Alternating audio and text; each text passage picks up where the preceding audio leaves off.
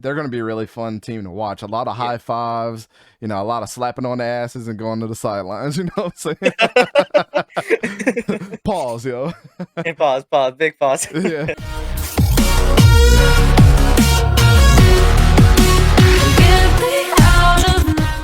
One of my favorite players in the league. I've said this before and I'll Yeah. say it again. It's been Davante Adams. Um, you know, him and George Kittle are two of my favorite guys. But, uh, you know, will Carr and Davante Adams be a top three deal? Can they rekindle that flame from when they were at Fresno State having almost, 3,000 yards and things like that? So, like they did in what was it, like 2 years? They had like 3,000 yards together or Mhm. something like insane like that when he was with Fresno State. So, Oh, yeah, the I got you with the numbers, man. You already know, man. I'm oh coming yeah, go, stacked with it. oh Hey, yeah, you go already know ahead, what it come is. stack, bro. Hey, you already know what it is. Hey, these guys, I mean, something that people don't really know, and I don't know if you know, um, Devontae Adams and him practice every offseason together, even when he was in Green Bay. And this is something else people don't know that Devontae Adams is actually the godfather of his oldest kid, Derek Carr's oldest kid. So there's that little very, very connection there. And when they were in Fresno State, oh my damn. I mean, let me tell you about them. Adams, of course, led the FBS in receptions, reception yards, reception touchdowns in 2012. So they played in 2 seasons together, 2012 season, 2013 season. The 2 seasons before they got drafted. You look at it, 102 catches, 1,300 yards, 14 touchdowns, and then in 2013, major jump with Derek Carr, 131 catches, 1,700 yards, 24 touchdowns. And out of that, you look at Carr. Carr also led the FBS in passing yards and passing touchdowns. You see everywhere from 2011, 2013. I don't want to count 2011 because he wasn't playing with Adams, but you see how much of a jump that Adams gives him. I mean, from 2011, he had 3,544 yards, 26 touchdowns, 9 interceptions, and then he made another jump in 2012, 4,104 yards, 37 touchdowns, and 7 interceptions. But you would think 37 touchdowns, 7 interceptions. Can it get better? Oh, in 2013, their last season together, he had 5,083 yards, 50 touchdowns, and 8 interceptions, and 24 of them came from Davante Adams. And of course, that year the Bulldogs won the inaugural Mountain West Championship game. These guys together, I always call them the Fresno Players or the Fresno Connection or whatever you want to call it. And I think they're going to bring that to the NFL. You see the Joe Burrow, Jamar Chase type of deal. I don't know how Jalen Hurts is going. I mean, Jalen Hurts connection with Devontae Smith and stuff. And you see all these guys, and I think that Derek Carr and Devontae Adams. This is my hot take personally, and people may call me biased. Is that they will be the best. They were the best college duo, and I think they will be the best NFL duo this year when it comes to both of them. I really have high hopes for Derek Carr, and I have high hopes for Devontae Adams. And maybe their numbers won't look too huge because you do have Hunter Renfrow from them. But trust me, they will carry on that Fresno thing on because they've been working a lot together, man. I'll tell you that much. So, a lot of people think I'm crazy by having Derek Carr at number four in my top five. Hey, people call me crazy too, I man. mean, in the comments, people are like, "We need to start putting more respect on his name," and I totally agree with that. Not like you've been saying this on plenty of other shows, so you don't have to regurgitate yourself because I'll go ahead and give you your flowers. You've been saying that Derek Carr has not had the weapons that other quarterbacks have had in their career and still put up consistent numbers every single year, even though the record might not reflect how they do. Totally agree with that point. The defense has been a little lackluster in the last couple of years. They started to pick it up. I mean, say what you want about John Gruden being there. We'll get to the Rock Ya-Sin thing here pretty soon Mhm. with the trade with him and Yannick Ngakoue going from the Colts to the Raiders. Yeah. But if you're looking at let's just think about it like this on a graph, where would you rank Derek Carr realistically right now, and if you had to rank him in your quarterbacks list? For the upcoming season or just in general so far? Let's say where would Derek Carr be after at the end of the season? Top 5, and I think MVP conversation I agree because with. he finally got a weapon, and it's his best friend. I mean, come on, if the numbers from Fresno doesn't show you how much of impactful, and I get it, it's the FBS.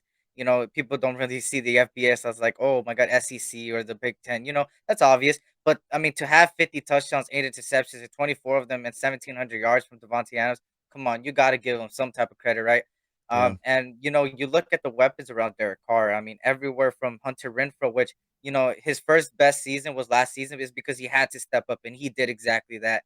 I mean, he almost broke the record for most receptions as a Raider. He was so close to it, but the guy's a stud. I mean, his route running. If you really look, I always like to look at stats, but I also like to look at the eye test, how they work. You know, for receivers, I always look at their footwork. I mean, that's the number one for me. I always see how they you know, handle themselves, and his route running ability is beautiful, man, when you see it. Oh, And it's the then best in the Darren, game. Like yeah, I wish I had a clip of it to prove. Just go on YouTube and look at he might not have put up the numbers, but his off I like to say this about Davante Adams. When they played the yeah, Rams 2 years ago and mhm, Davante Adams, like it was we all regard Jalen Ramsey to either be number one or number two on everybody's list. Most if you ask 90% of people, they'll have him number one, right? mhm, The what Davante Adams did with just his feet to dissect Jalen Ramsey had him frustrated. You seen him jumping up and down. Davante Adams made 5 yards of separation, let alone on the line of scrimmage. He was already 5 yards ahead of him on every single route.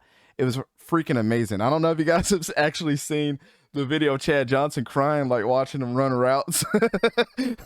Like it's a thing of beauty to watch. Now, with that being said, yes, I agree with you on everything mhm, that you said. Do I think they'll crack the top three? I'm not a big fan of saying that players that yeah, come in and that they're going to have chemistry right away. This is more so. I think they'll be at right at number three. I think mhm, Derek Carr will be in the MVP conversation. I agree with Gio in the comments. I think he'll throw for 40 plus. I think he'll be at like 45 touchdowns this year. okay, I think he's going yeah, to be right there, and a lot of it's going to be because think about the dynamic of this offense. Down the field is good. End zone is good because of who? Davante Adams. Middle of the field, getting routed up, Hunter Renfro is going to be there. What opens up everywhere else is, Darren Waller if he stays healthy. He doesn't have to take as much punishment now because you're going to be able to spread that offense out with three different ways. Josh Jacobs gets a ton of mhm, carries. You're going to be able to free him up from having 300 plus carries a year. You know what I'm fact, saying? And now he's going to be able just to sit back and chill and, get 1,000 yards, and the Raiders be okay with that without him yeah, having 300 carries. I think that's what you're going to see this year. The only thing is, I still think that defense needs a little bit of still tweaking. work. Mhm, But the offense, yeah, I totally agree with you. These two are definitely going to be doing some work. So I mean, if you look at it on the graph, like I was saying before, I have Derek Carr at number 4. You said he's going to yeah, crack the top 5 on your list, yeah, easily. and Davante Adams is in the top 3 or top 2 of receivers right now. So we're Mhm, already saying that these dudes are in the top 5 per their position group. What do mhm, y'all think is going to happen? I mean, put one and one fact, together. It's fact, it's it's and going to be amazing. when you really think about it, right? Hunter Renfro, somebody that like I said, um, he's the reason. Actually, I don't know if you heard about this. I know it's just joint practice. You know, we had joint practice with the Rams last season.